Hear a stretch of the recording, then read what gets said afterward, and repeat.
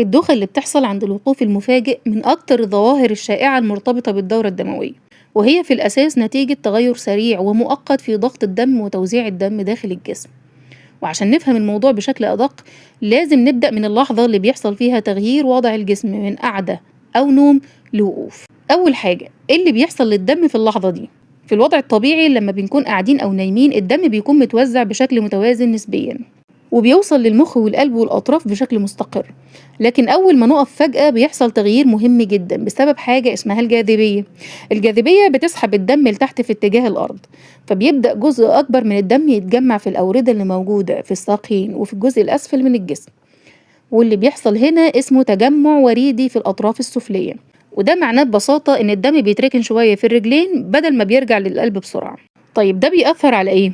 لما الدم بيتجمع في الرجلين كمية الدم اللي بترجع للقلب بتقل لحظيا، ولما كمية الدم اللي بترجع للقلب بتقل كمية الدم اللي القلب بيضخها لباقي الجسم كمان بتقل بشكل مؤقت.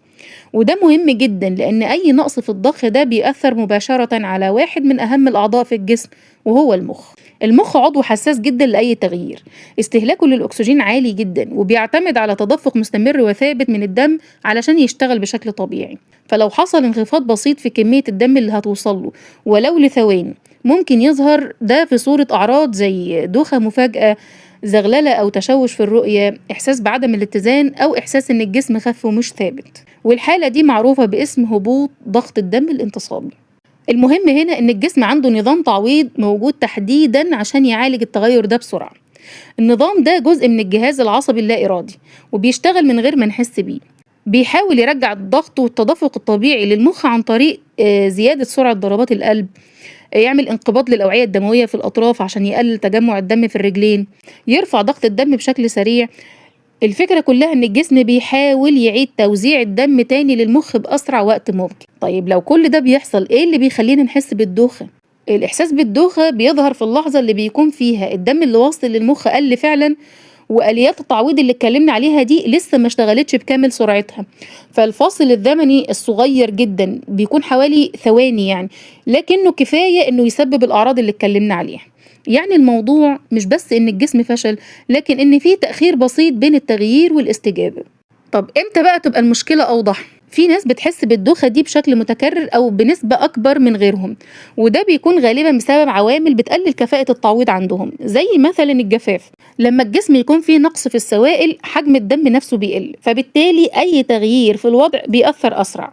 وكمان الأنيميا، في حالة نقص الهيموجلوبين حتى لو الدم واصل للمخ كده كده كمية الأكسجين اللي موجودة بتكون قليلة.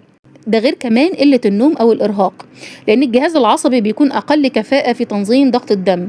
ومن الأسباب كمان اللي بتزود الإحساس بالدوخة الوقوف المفاجئ بعد قعدة طويلة، لأن الدم بيكون أصلا متجمع من فترة أطول في الأطراف، غير بعض الأدوية زي أدوية الضغط أو الموسعات الوعائية اللي بتأثر على الأوعية الدموية.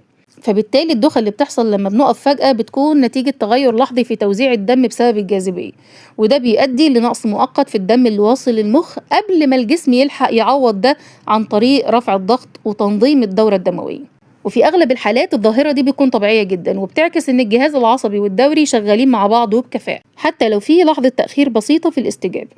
وبكده تكون خلصت حلقتنا النهاردة من برين بايتس بودكاست. كنت معاكم آية عفيفي. لو عجبتكم الحلقة ما تنسوش تعملوا لايك وشير وسبسكرايب، واشوفكم إن شاء الله في حلقة جديدة قريب.